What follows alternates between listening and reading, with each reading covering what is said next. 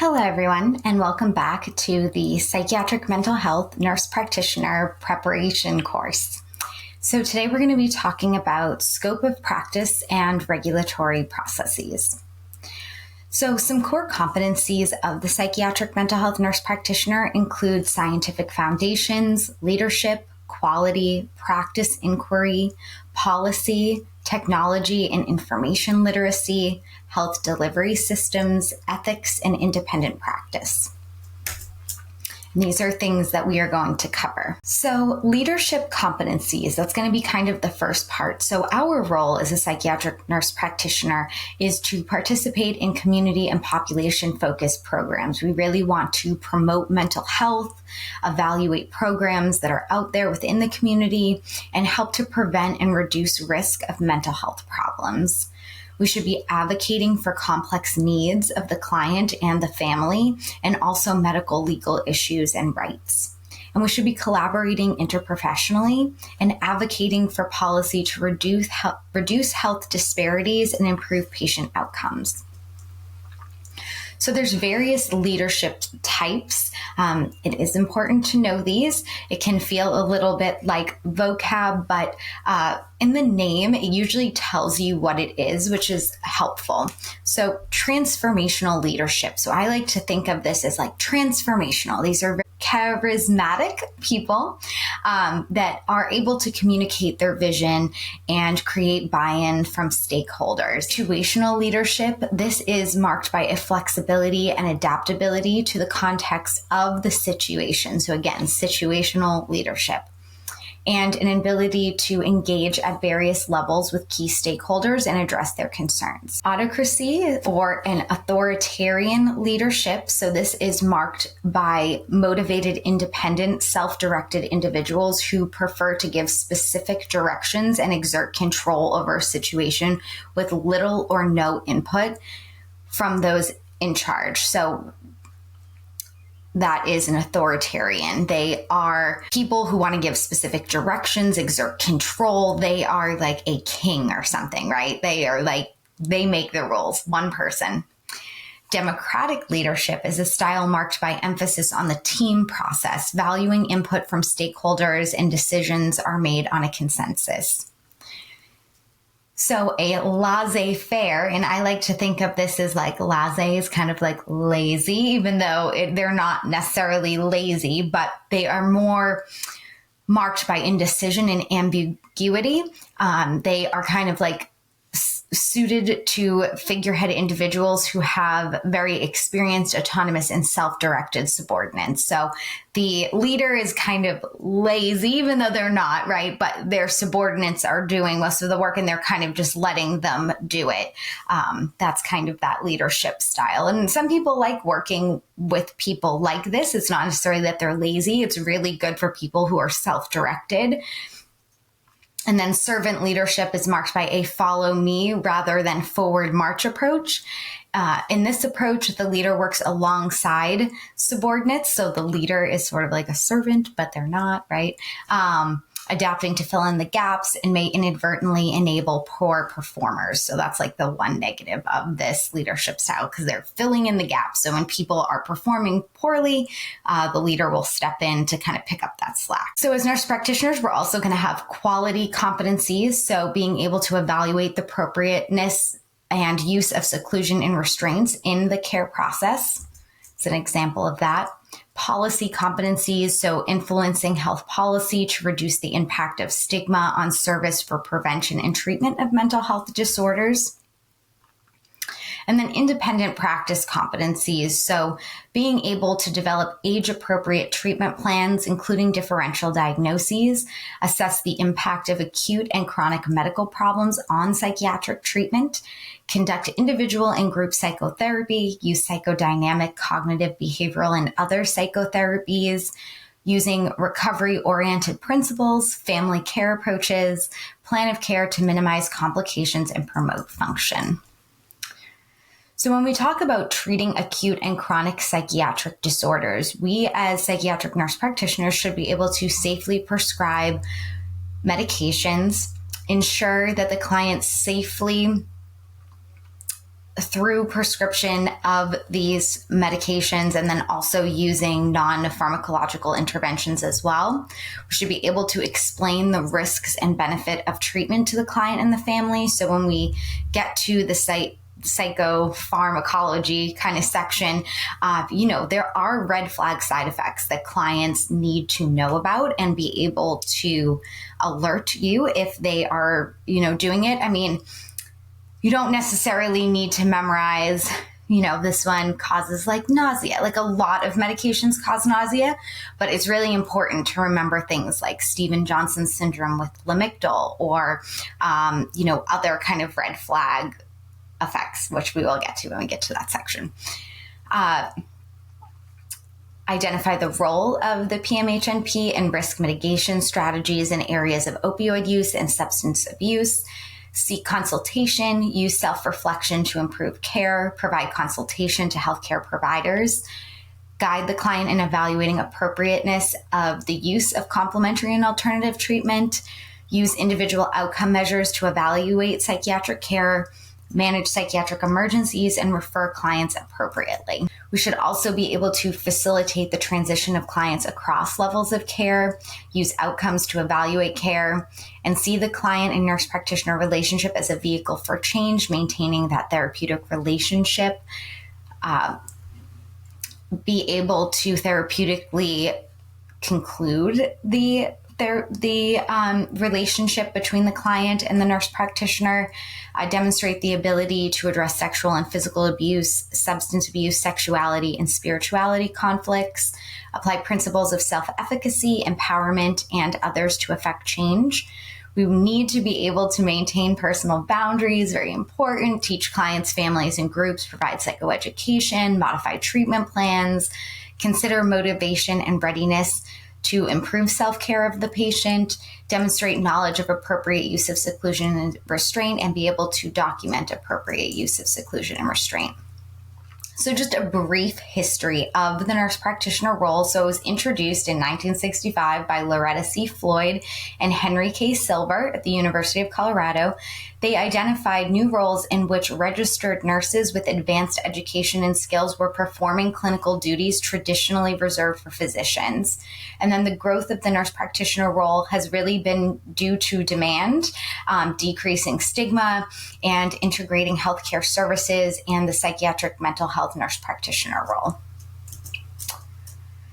So regulatory and statutory dimensions of the nurse practitioner role. So there's going to be state legislative laws. So the state is going to grant legal authority for the nurse practitioner to practice. There is a Nurse Practitioner Act in every state, and every state is different.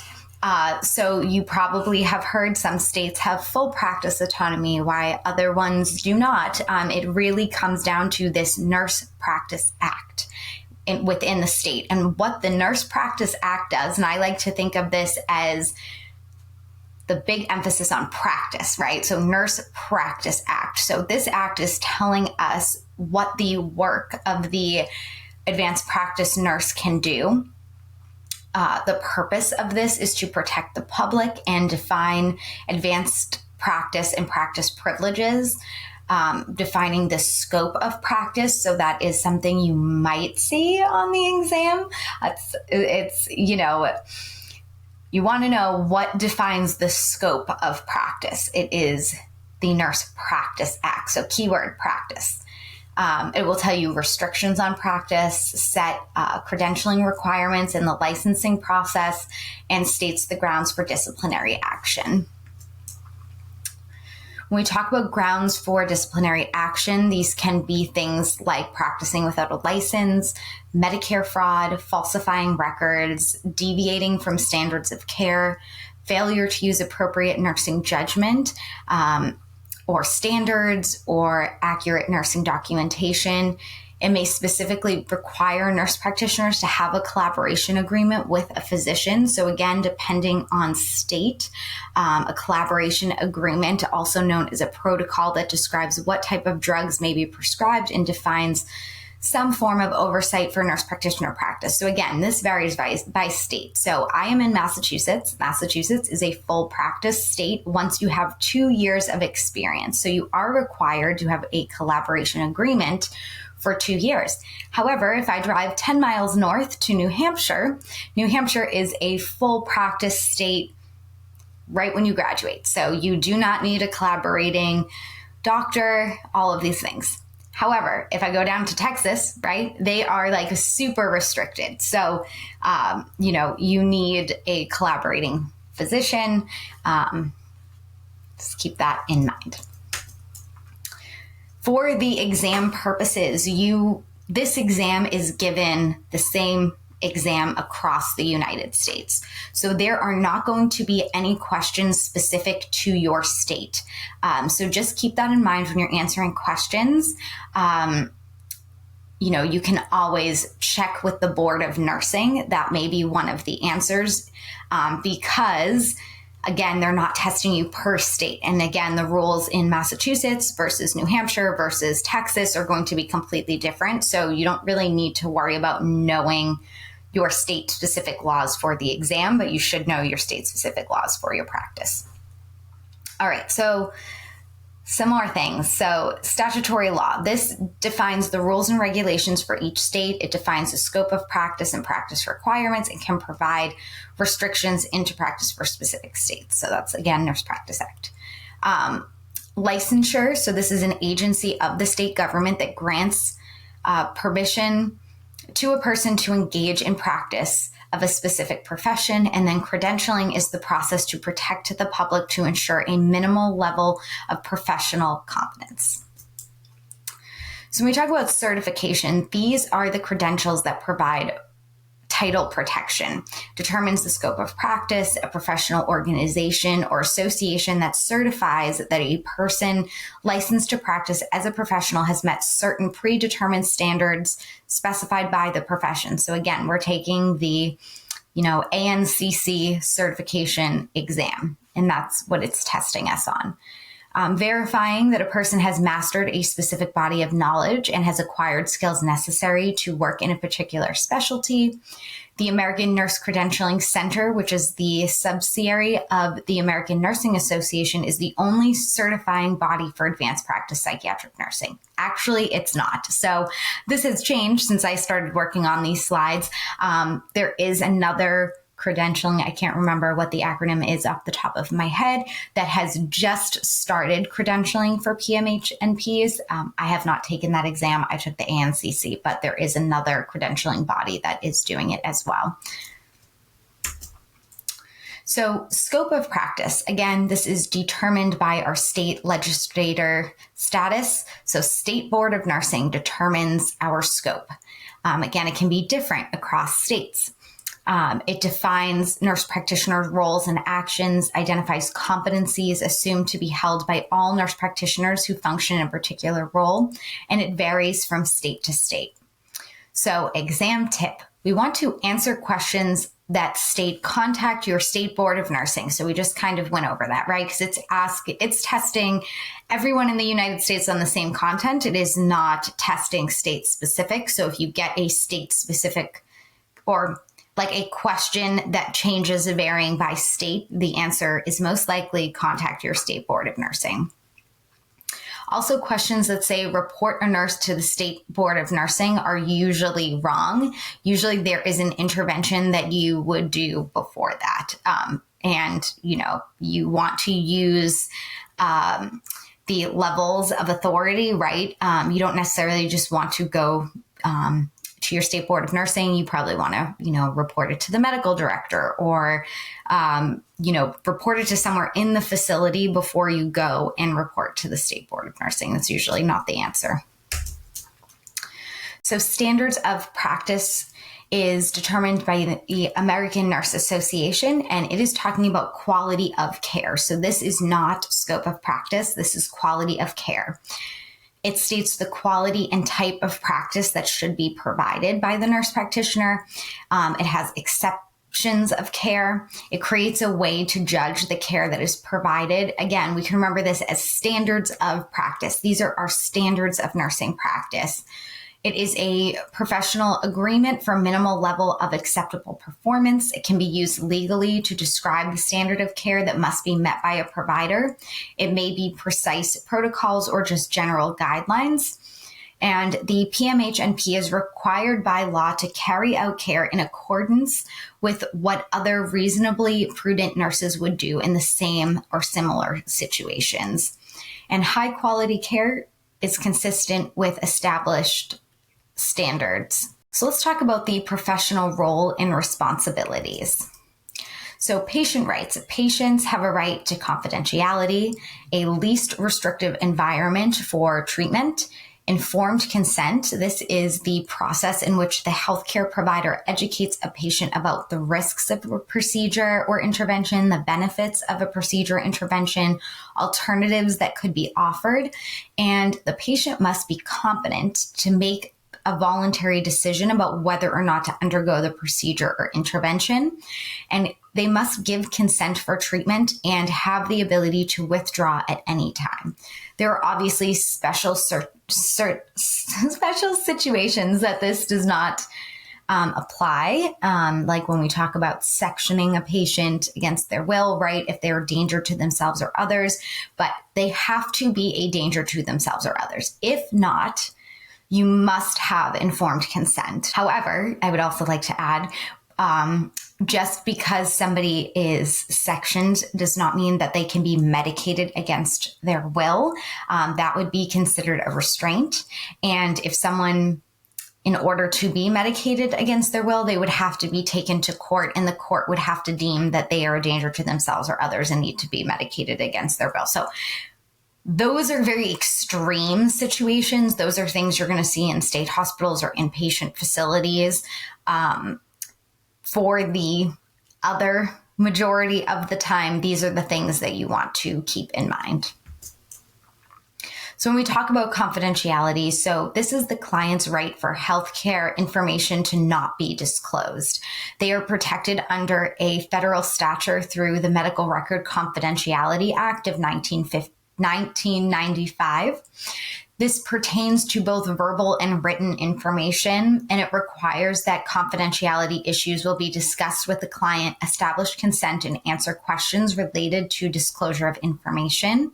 It requires that providers obtain a signed medical authorization and consent form to release medical records and information when requested by the client or other healthcare provider. Take note, something like a pharmacy could be a third party, so you must make sure that with the patient that you can send meds to the pharmacy. You need to get verbal or written consent that you can send medications to a pharmacy. HIPAA does not allow the psychiatric mental health nurse practitioner to make disclosures about psychotherapy notes for patient conditions without their authorization. 2 separate releases of information are required to release information on patients' chemical and psychiatric information to a third party. Chemical are things like substance use or alcohol use, and psychiatric are, our psychiatric conditions like schizophrenia. So you would need a signed consent for both for release of information. There are exceptions to confidentiality, and again, these are high yield, so there's a big yellow star. When appropriate, the person or organization determines that the need for the information outweighs the principle of confidentiality. So for example, if a client reveals an intent to harm themselves or others, answering court orders, subpoenas, or summons, information given to an attorney involving litigation, releasing records to insurance companies, and meeting state requirements for mandatory reporting of diseases or conditions. So just a brief overview of the government. I mean, to be honest, I do not think you're going to see this on the exam, but we do have 3 branches of the government. There is the executive branch. This signs bills, deals with national security issues, and supervises cabinet members. The judicial branch, this is the federal court system, hears and resolves disputes by applying law to unique situations, and rulings become case law when they conflict. Matters are escalated through the circuit courts until they reach the Supreme Court, which interprets it related to the Constitution. And then the legislative branch. These debate and introduce bills to be signed by the executive branch. It controls all federal money, supervises agencies, and consents on federal judicial appointments and presidential cabinets, oversees Medicare and Medicaid. So just some important points to know in there related to, you should have a basic understanding, especially because as psychiatric nurse practitioners, we get pulled into the law system sometimes. So when we talk about Medicare, Medicare is for those over 65 years old who have worked 10 years or are legally disabled or have end-stage renal disease. So the way I like to remember Medicare versus Medicaid. So Medicare, we care for our elders. That's how I remember that. And then Medicaid, we aid people who are low income. So that's how I remember the difference. Hopefully that helps you. So Medicare, we're talking for people over 65 who've worked 10 years, are legally disabled, or have end-stage renal disease. There are different parts of Medicare. So we have our Part A, which is our hospital coverage. We have our Part B, which is our medical coverage. Part C is a Medicare Advantage. This is private insurance managed Part A and B. So it's like you can do a supplemental. And then a Part D is prescription coverage. Then we have Medicaid. So again, we aid the low income individuals. And this includes children and pregnant women and those with disabilities. It is the largest payer of mental health services. You can imagine why. And Children's Health Insurance Plan, or CHIP, is for uninsured children and pregnant women. Other agencies that we should know about, there is the Drug Enforcement Agency, or the DEA. This regulates controlled substances. The thing to know about the DEA is you will have to get certain kind of licensing through them after you pass your exam. There's also the Federal Bureau of Investigation, so the FBI. They investigate crimes across state lines. You have the Food and Drug Administration, or the FDA, which approves and regulates medications and medical devices. You have the Centers for Disease Control and Prevention in the Department of Health and Human Services, which tracks public health trends, data, and publishes mandates for public health and safety. We then have the Affordable Care Act. So this is intended to expand care to uninsured individuals. It allows dependents, so children, to remain on their parents' insurance until they're 26. It prohibits the rejection by insurance companies due to pre-existing conditions. Employers are penalized if they choose not to provide health insurance to employees. Individuals are penalized if they fail to purchase health insurance, and many millions of patients lost coverage and remain uninsured, even with this.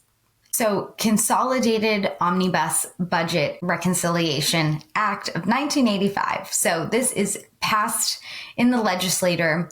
It allows an individual to carry out their health insurance coverage from their previous employer for 18 to 36 months, assuming they continue to pay the premiums. So we have HIPAA, which we talked about briefly.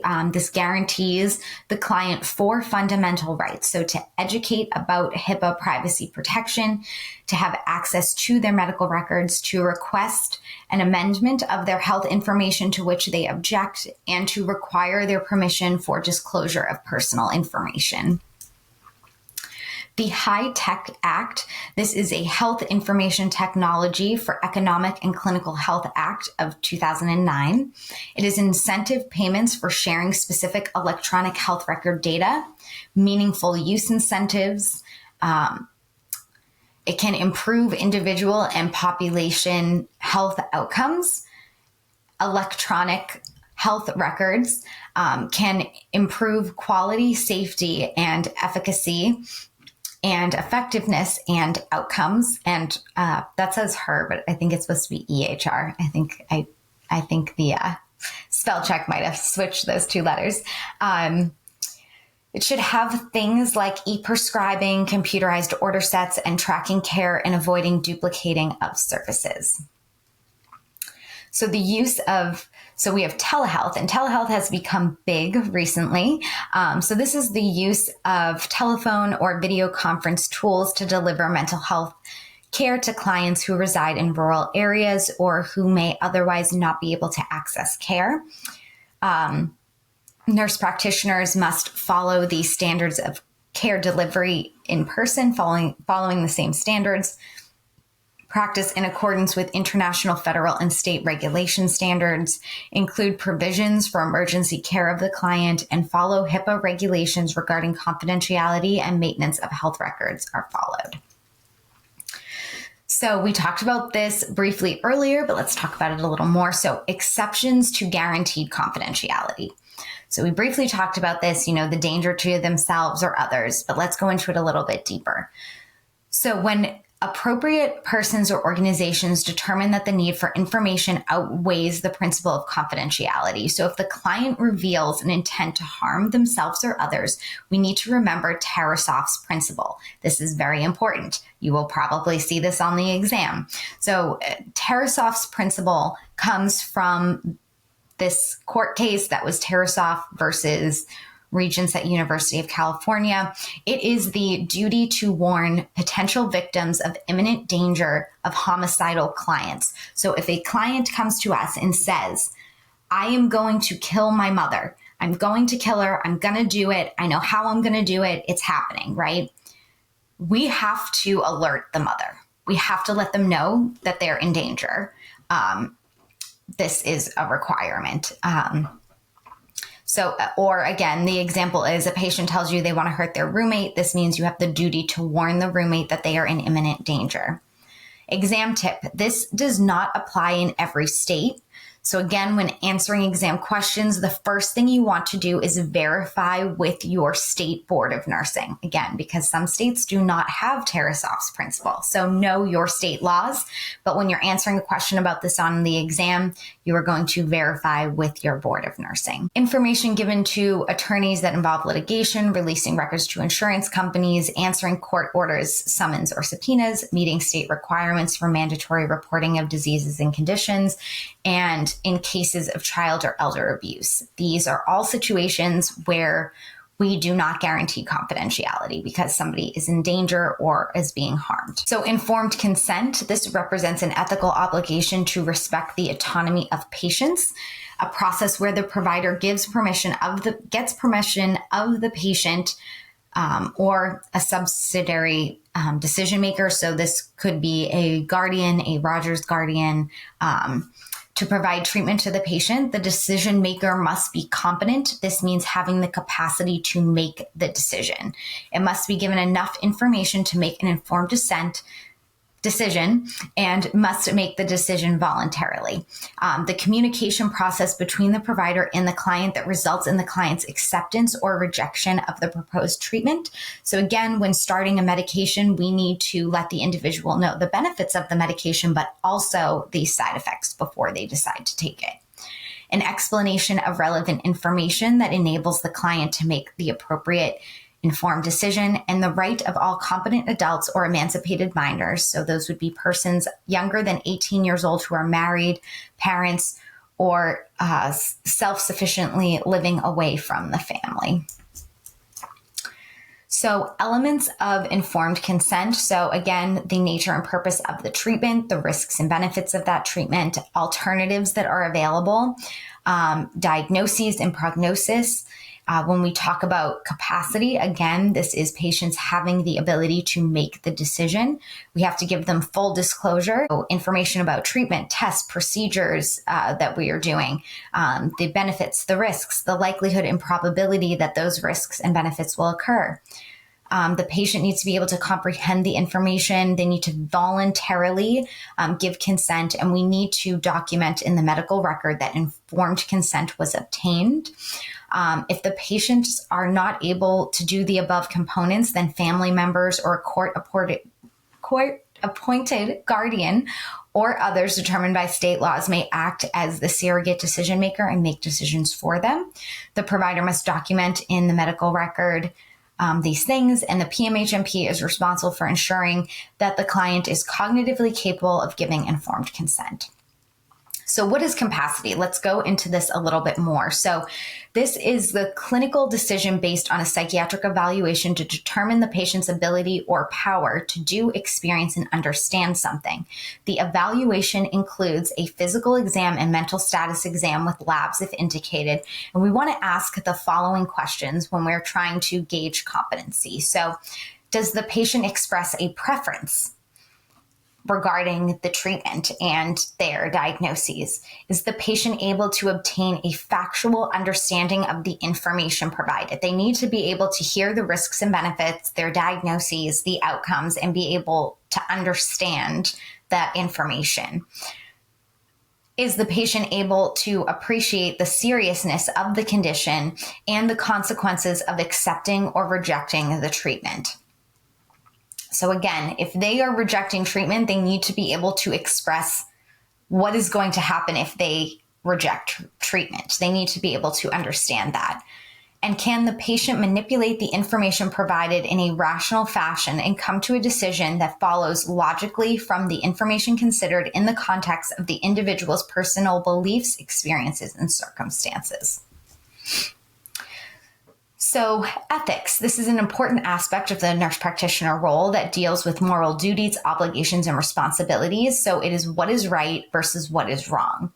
Ethical principles that provide the foundation and direction for complex decisions. So an important term is justice. So you should know these terms. You probably will see these terms in the exam. So justice, doing what is fair, fairness in all aspects of care. So justice leads us to ensure that care provided on a fair and equal basis, regardless of an individual's social status, financial situation, sexual orientation, or ethnicity. Benefits. So this is promoting well-being and doing good. So I think of benefits like well-being. I remember the B, right? Like well-being. So, and doing what is good. And then non-maleficence is doing no harm. So I always think of Maleficent from Disney and how she's like, even though she's the villain, I actually like her. If you've seen her backstory with Angelina Jolie, very good. So non-maleficence is doing no harm. So for example, stopping a medication that causes harmful side effects or discontinuing a treatment strategy that is not effective and may be harmful. That is non-maleficence. So example, trazodone can cause a priapism, so you would want to discontinue it if the patient was having that side effect. And if a patient is in imminent danger, we want to make sure that we intervene. That again is doing non-maleficence. So another one is fidelity. So being true and loyal. So I always think of like the fidelity. I don't know if it's like a bank or investing firm. Who knows if they're being true or loyal, but we hope that they would be. So that's how I remember that one. So fidelity comes from the Latin word fide, which means faithful. It is concerned with promise, keeping integrity, and honesty. It also involves meeting the patient's reasonable expectations, such as being respectful, competent, and professional. So autonomy, doing for self. So we know autonomy, we like to think, nurses have full autonomy in some states. So autonomy is doing for yourself, being able to have a right to self-determination, allowing healthcare teams to respect and support a patient's decision to accept or refuse life-sustaining treatments. This comes from the case of Rini versus Klein, an involuntary committed patient who has not been found incompetent by the court of law, absent of an emergency, has a qualified right to refuse psychiatric medications. So the next word is veracity. I don't know how you say it. Veracity. So this is truth telling. And then respect, treating everyone with equal respect. So an example of this would be using preferred pronouns and names. So the American Nurse Association published a code of ethics in 2015, and this is it. So nurses should practice with compassion and respect, dignity, worth, and unique attributes of everyone. The nurse's primary commitment is to the client, whether an individual, family, community, or population. The nurse promotes, advocates for, and protects the rights and health and safety of clients. The nurse has authority, accountability, responsibility for nursing practice. The nurse owes the same duties to self as to others and has a responsibility to promote health and safety. I highlighted the keywords because there's a lot of words here, right? So, the nurse, through individual and collective effort, establishes, maintains, and improves the ethical environment of the work setting and conditions of employment. The nurse, in all roles and settings, advances the profession through research, scholarly inquiry, professional standards of care, and the generation of both nursing and healthcare policy. The nurse collaborates with others interprofessionally, and the profession of nursing collectively through professional organizations. So if you can just kind of remember the bold words here, that will kind of sums up, right, all of those ethics. So compassion, commitment to the client, advocacy, authority, accountability, responsibility to promote health and safety, effort, establish, maintain, and improve the ethical environment, advance the profession through research, nurse collaboration, and professional organizations. So the professional roles and responsibilities. So important ethical principles in psychiatry. So clients must be involved in decision-making. They have the right to treatment in the least restrictive setting. They have the right to refuse treatment unless a legal process results in a mandatory court order for treatment has been obtained. And ethical dilemmas do occur. And it's a situation where there are two or more justifiable alternatives. It occurs when the choice is made to promote good and harm reduction approach. So which option sacrifices the fewest high priority values? That's kind of like the best way to figure out an ethical dilemma. So I thought this was really interesting. I hadn't heard of this before I started studying for this exam. So there are kind of theories related to ethical decision making. So I don't know how to say these words, so bear with me. Teleological theory. So this is an action is judged as good or bad based on the act itself, regardless of the consequence. So this is when people look at an ethical situation and make a decision. Like they look at a situation and they base what is quote unquote right based on the act itself, not the outcome.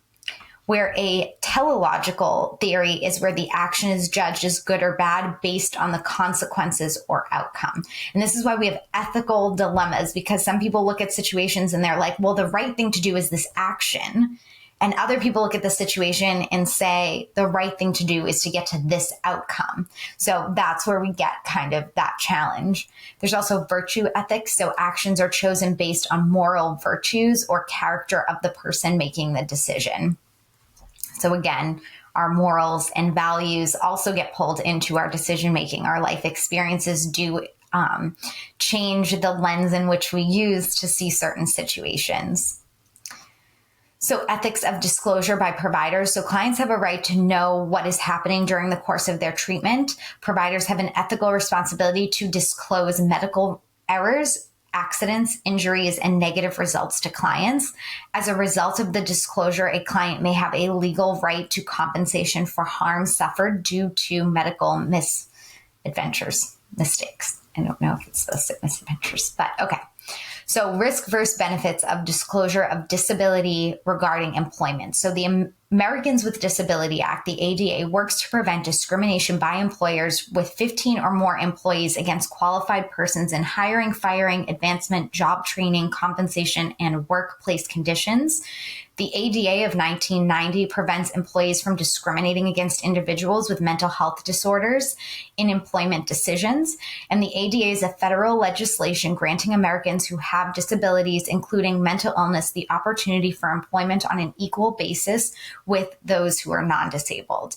And employees are required to make reasonable accommodations for qualified applicants or employees with a disability. So we have to think of benefits of disclosure versus risk of disclosure. So benefits of disclosure. So if you disclose to an employer, usually it's through like HR and hiring, that you have a disability, you're able to request reasonable accommodations. You have the opportunity to have a job coach come to the work site and communicate directly with the employer.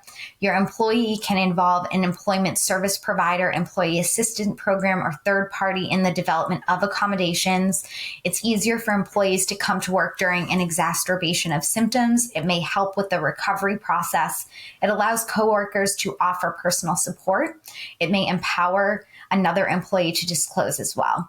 However, the risks of disclosure that people get fearful about is that employees may find ways to avoid hiring people with disabilities. Coworkers may discriminate against people with disabilities, assumptions that persons may be less productive. It may limit an employee's chance for advancing in their career. Feedback for improvement may be skewed due to the attribute of the employee's behavior due to the psychiatric illness, and they may label themselves as disabled, which may affect their beliefs and self-image. So legal considerations, malpractice insurance. This provides financial protection against claims of malpractice. It covers for negligent professional acts and for highly technical or professional skills required by healthcare professionals, including nurse practitioners. It is recommended universally for all nurse practitioners. It does not protect nurse practitioners from charges of practicing outside their legal scope of practice. And it provides nurse practitioners with their own legal representation to advocate for themselves, even if their agency also carries malpractice liability insurance protection. So 4 elements of negligence related to malpractice is duty. So the nurse practitioner had a duty to exercise reasonable care when undertaking and providing treatment to the client. There was a breach of that duty where it was violated. The nurse practitioner violated the applicable standard of care in treating the client's condition. There was proximate cause. So there is a causal relationship between that breach and standard of care and the client's injuries. And then damages. The client experiences permanent and substantial damages as a result of the breach in the standard of care. So again, talking about competency, these again are some legal concepts. It is determined that the client can make reasonable judgment and decision regarding treatment and other health concerns. A person is considered competent until a court rules that the person is incompetent. Competency is different than capacity. So as nurse practitioners or psychiatric providers, we can determine someone's capacity, right? But not competency. Competency is a decision made by the court. If a person is deemed incompetent, a court-appointed guardian will make healthcare-related decisions for that person. So commitment, a civil commitment is a legal process that allows the state to deprive a person of certain liberty interests, so such as the right to move freely in the community, if they pose a danger to themselves or others by reason of mental illness. So this is, commitment. Basic criteria include that they've been diagnosed with a psychiatric disorder. The person is harmful to themselves or others as a consequence of this disorder. A person is unaware or unwilling to accept the nature and severity of the disorder, and treatment will likely improve functioning. The individual can also be involuntarily committed if they pose a substantial risk of harm because they are unable to provide for their own well-being in the community. So types of admissions into an inpatient psychiatric unit include involuntary admission and voluntary admission. Each state is going to have different laws, like names for this. In Massachusetts, an involuntary admission is a Section 12, and a voluntary admission is a 10 and 11. Your state may be different. So an involuntary admission is an admission to the hospital or other treatment facility against the person's will. Clients maintain all civil liberties except the ability to come and go as they please, and the amount of time clients can be kept against their will varies by state. And then a voluntary admission is an admission to the hospital or other treatment facility that the person desires or agrees to. The client maintains all civil liberties, and the client consents to potential confinement within the structure of the hospital setting. So some roles of the psychiatric mental health nurse practitioner. So scholarly activities, it's important that us as nurse practitioners engage in scholarly activities of publishing, lecturing, precepting, and continuing education. We also want to mentor colleagues. We want to support and help encourage the development of competencies and skills, mutual respect and interactive learning process, and this can be with a student or colleague. And then client advocacy, so standing up for clients' rights and empowering them to become their own advocates. Advocating is getting up, showing, and telling people the value of what you do as a psychiatric mental health nurse practitioner.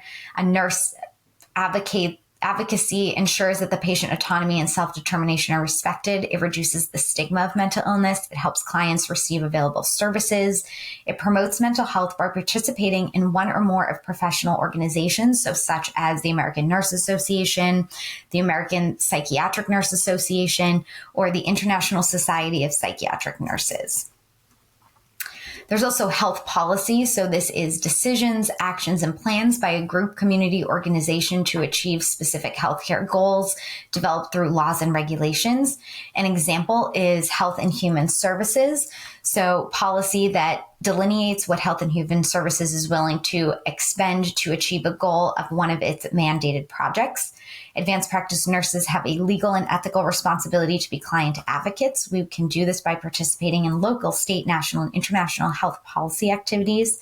And involvement includes things like testifying at a public meeting, lobbying, or working with the media to bring awareness of an issue. Phases of policymaking include formulation, implementation, and evaluation. There are 4 phases of health policy. So again, the formulation, implementation, and evaluation reform changes in programs and practice. Environment is the arena the process takes place. So this could be the government, media, public, and policymakers, key players, and stakeholders. So first, we want to assess or address the organizational barriers and facilitators, and then meet and brainstorm with stakeholders. So again, we always assess first. An exam tip, we want to answer option wants you to apply for funding for a change. Most often they are wrong. So if you want to make a change, they want to see you take the action to make the change, not apply for funding. So keep that in mind. So case management, a system of controlled oversight and authorization of services and benefits provided to a client. It consists of coordinating care, ensuring quality improvements, and monitoring the plan of care and doing advocacy. The goal is to promote quality, cost effectiveness, and outcomes. A risk assessment is going to include an assessment, so continuous monitoring for high-risk situations and assessing persons with non-healthy behaviors. The management of these behaviors should include activities and systems designed to recognize and intervene to reduce the risk of injury to clients. Appropriate intervention implemented to reduce non-healthy behaviors in clients in high-risk situations, and recognize an intervention to reduce subsequent claims against healthcare providers. So another important concept to note is advance directives. So this is a power of attorney for healthcare. It's legally binding in 50 states. It designates an agent to act on behalf of a person should they become unable to make healthcare decisions. It's not limited to terminal illness and really covers all aspects of the illness. It should be considered an aspect of relapse planning for clients with chronic psychiatric disorders. There can also be a living will. This is a document prepared while the client is mentally competent to designate preferences for care if the client becomes incompetent or terminally ill. It is not legally binding in all states. We also want to remember cultural competence of care and special populations. So we will be treating clients from diverse cultures. We want to view each client as a unique person, noting a potential relationship between the client's cultural experiences and their symptoms. Sensitivity to cultural issues influences the client's symptoms and treatment. More comprehensive healthcare can be provided. Culture is the learned beliefs and behaviors or the socially inherited characteristics that are common among all members of a group. They can be racial, social, ethnic, or religious. And cultural bound syndromes. So these are specific behaviors related to a person's culture and not linked to a psychiatric disorder. So we need to keep that in mind. Also, when working with individuals who do not speak, let's say, English as their primary language, we should be working with interpreters. We should use a culturally appropriate interpreter. We don't want to use family members. We want to spend time with the interpreter first to ensure there's no relationship to the patient, review roles and procedures, and ask the interpreter to translate literally. We want to speak in short, simple, jargon-free sentences, ask the same question in different ways, seat the interpreter behind you or next to you, and we want to make sure we're looking and speaking directly at the patient, not the interpreter. We want to listen even though you may not understand what they're saying. So again, giving those nonverbal skills, eye contact, head nodding, things like that to show you're listening, even if you don't understand what they're saying, and then waiting for the interpreter to give their response. It usually takes 2 to 3 times longer to work with an interpreter. Using a professional interpreting service includes a telephone-based program as well.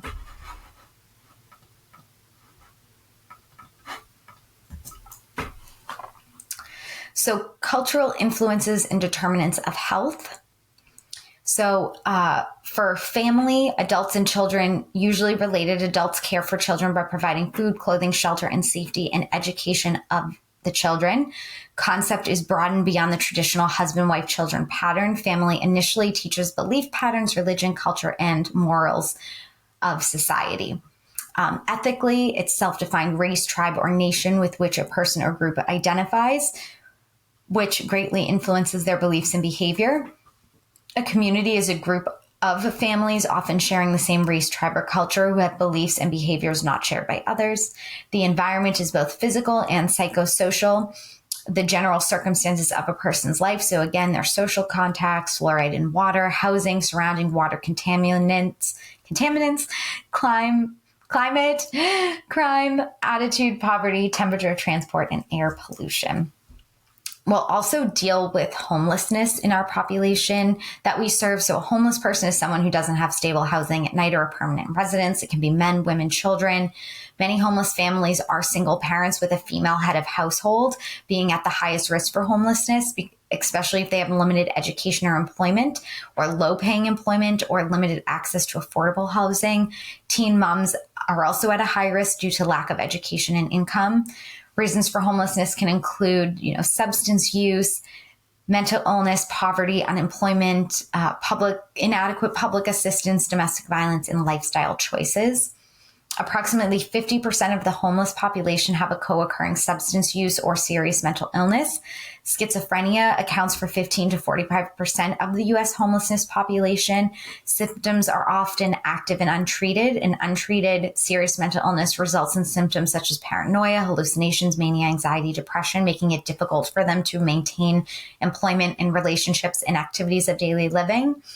Homeless people with co-occurring disorders are at a greatest risk for violence, medication noncompliance, and treatment resistance, meaning that they're victims of violence. Strategies for reducing homelessness. So we can use outreach services to a homeless person with serious mental illness. We can integrate care, combining both mental health and medical care to improve overall functioning. This can be done through a co-location, so providing both mental health services and primary care at a single site. Supporting services to persons in housing, so effective in moving homeless populations with serious mental illness directly into independent housing with support and prevention by beginning with discharge planning in the inpatient setting, providing resources for mental health care, housing, transitional services, and follow-up. There's also a section in the Purple Book talking about farm workers specifically, so I put it in here. Some lingo. So migrants are persons who leave their permanent residence to take agriculture jobs in a different location. They can be seasonal.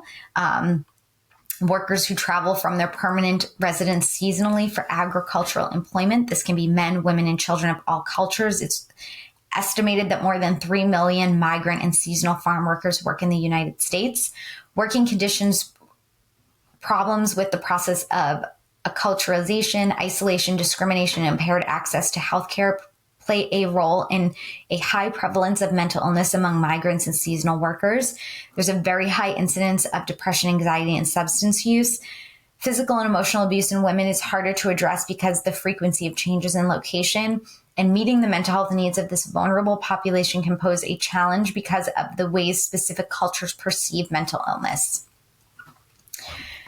It's also important to discuss sexual orientation. So a sexual identity is how a person identifies psychologically on a continuum between male and female to whom they are sexually attracted.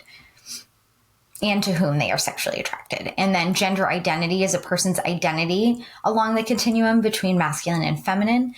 This influences gender identity may consist of biological and social factors. Biological factors may include pre- and postnatal hormone levels and gene expression, and social factors may include messaging from family, mass media, and culture.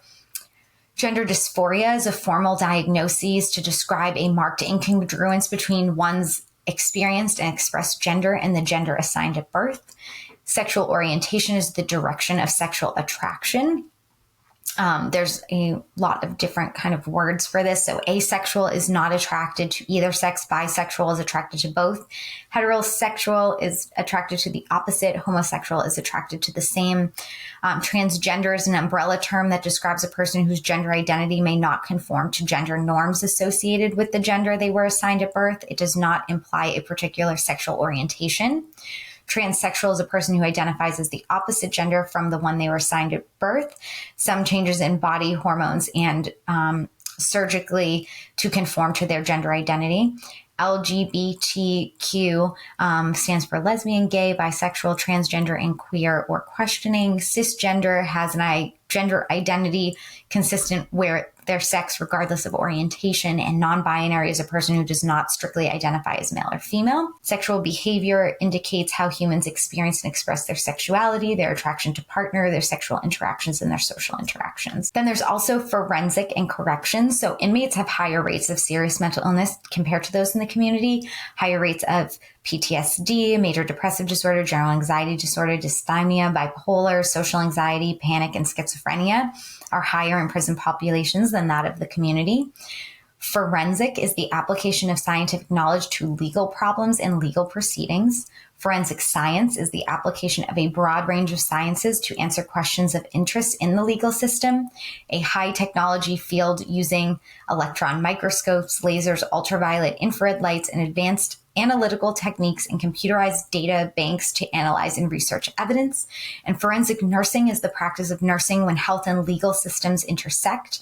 The forensic nurse provides direct services to individual clients, consultation services to nursing, medical, and legal agencies, and expert court testimonies in the areas dealing with trauma or investigations of question, death, adequacy of service delivery, and specialization diagnoses of specific conditions as related to nursing. When we look at forensic versus correctional, so forensic nurse-clients relationships are based on crimes committed and the investigational aspects of the interaction. Correctional is nurse-client relationships based on offenders' current mental health and medical conditions. These can be in emergency departments, prisons, courts, and police stations. Forensic knowledge base incorporates both criminal justice and mental health systems. The forensic psychiatric nurse practitioner should possess theoretical and practical knowledge of the criminal justice and mental health systems in the function of the court, litigation process, working of criminal justice systems, case laws, and health litigation, understanding of mental health, distorted thinking patterns, and impaired cognition, and competence, so safety, security, management, and assessment risks, management of aggression and violence, therapeutic relationships, offending behavior, knowledge, prison culture, documentation of medical knowledge, psychopharmacology, and crisis de-escalation are all things that the forensic nurse should have a knowledge base about, or nurse practitioner. Forensic risk assessment includes protecting the public from a person with known mental disorders having dangerous, violent, and criminal histories. Risk assessment are psychiatric evaluations performed in an emergency department after arrest or before a person is confined to a correctional facility. All right, so that is the end of this discussion related to the psychiatric mental health nurse practitioner exam, and I will see you guys next time. Thanks. Bye.